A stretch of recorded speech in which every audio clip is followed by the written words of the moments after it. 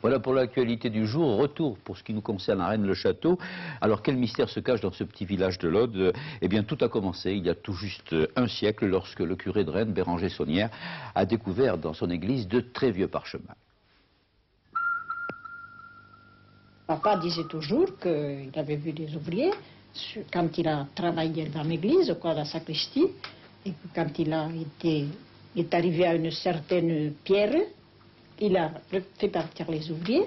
À partir de ce moment-là, c'est lui qui a pris les travaux en main. Mais il avait dû trouver, d'après ce que disait mon père, il avait dû trouver des parchemins. Des documents, oui, des documents.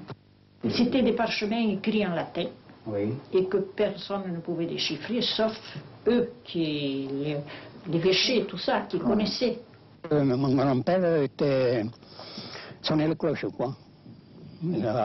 Et alors, il avait soi-disant que c'est lui qui aurait trouvé une fiole avec un parchemin dans un pilier de l'église, quand il a rangé l'église. Et alors, comme il ne savait pas lire le latin, il l'a donné à l'abbé.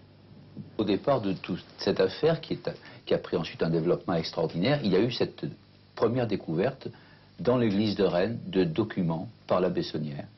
C'est ça. Alors ça, c'est en fait l'événement qui va déclencher effectivement toute la démarche de notre bon curé donc de Rennes-les-Bains, de Rennes-le-Château, donc l'abbé Saunière, et qui va l'inciter finalement à aller visiter son évêque pour lui demander donc finalement quelques renseignements sur ce qu'il vient de découvrir.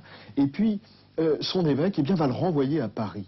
Va le renvoyer à Paris dans le cercle finalement